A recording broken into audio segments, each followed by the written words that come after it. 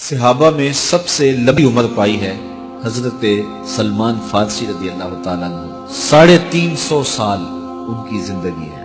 اتنی زندگی صحابہ میں سے کسی کی بھی نہیں ہے جتنی حضرت سلمان فارسی رضی اللہ تعالیٰ عنہ کی ہے۔ بنیادی طور پہ یہ ایک مجوسی کے بیٹے تھے اور بڑے امیر کبیر خاندان سے تعلق رکھتے تھے۔ یہ اپنے باغ میں جاتے تو راستے میں ایک راہب کا کٹیا تھا۔ یہ گزرتے گزرتے اس کے پاس رکنے لگے تو اس کی باتوں میں وحی کا اجالا تھا تو اس کی باتیں اچھی لگنے لگی۔ باپ کو پتہ چلا تو اس نے کہا کہ ہم مجوسی ہیں، آگ کو پوجتے ہیں اور یہ نصرانی ہے، تم اس کے پاس نہ بیٹھا کرو، کہیں تمہارا دین نہ لوٹ لے۔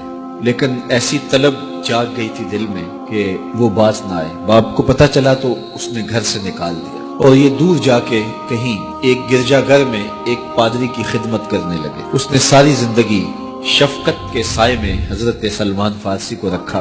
ناز و نعم سے پالا ہوا بیٹا گھر چھوڑ کے حق کی تلاش میں نکل کے اس کے گرجا گھر میں پہنچا تھا۔ جب اس کا آخری وقت آیا تو اس نے بلایا اور بلا کے کہا کہ میں زندگی کی سانسیں پوری کر چکا ہوں، اب میرے انتقال کے لمحے قریب آ گئے۔ تو نے بڑی میری خدمت کی ہے تو میرے بعد تو غموریا چلے جانا، وہاں کا جو راہب ہے فلاں اس کا نام ہے، تو اس کی جا کے خدمت کرنا، تجھے حق مل جائے گا۔ حضرت سلمان فارسی کہتے ہیں کہ میں اس کی تدفین کے بعد غموریا چلا گیا اور جو اس نے نشانیاں بتائی تھیں اس نشانیوں کا راہب مجھے مل گیا۔ میں ایک زندگی گزاری اس کے پاس اور اس کی خدمت کرتا رہا اور میں حق کا متلاشی تھا۔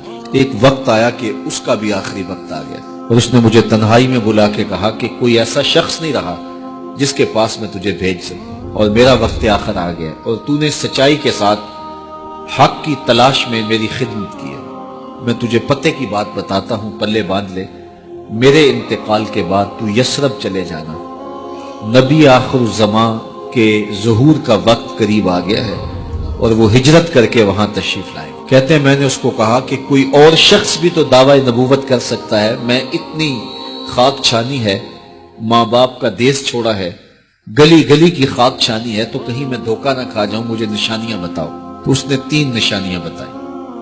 کہا ایک تو صدقہ قبول نہیں کرے گا، دوسرا ہدیہ رد نہیں کرے گا، تیسرا 2 کندھوں کے درمیان مہر نبوت ہوگی۔ 2 دن کے بعد اس کا انتقال ہو گیا۔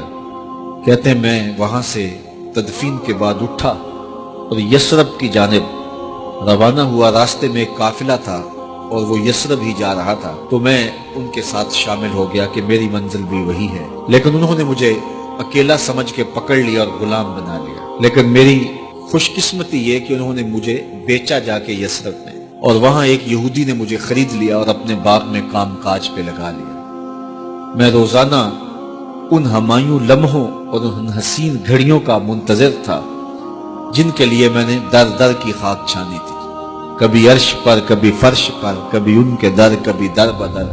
غم عاشقی تیرا شکریہ، میں کہاں کہاں سے گزر گیا۔ کہا ایک دن میں اپنے باغ میں کھجوریں توڑ رہا تھا کہ ہوائیں گیت گانے لگی اور طلع البدر علینا کی صدائیں گونجنے لگیں۔ میں نے جلدی سے چھلانگ لگائی اور بھاگ پڑا۔ میرا آقا سمجھا شاید غلام بھاگ گیا، اس نے دوڑ کے مجھے پکڑ لیا۔ میں نے اس کو کہا میں بھاگا نہیں ہوں، یہ جسم تیرا ہی غلام ہے لیکن دل نوکر کسی اور کا ہے۔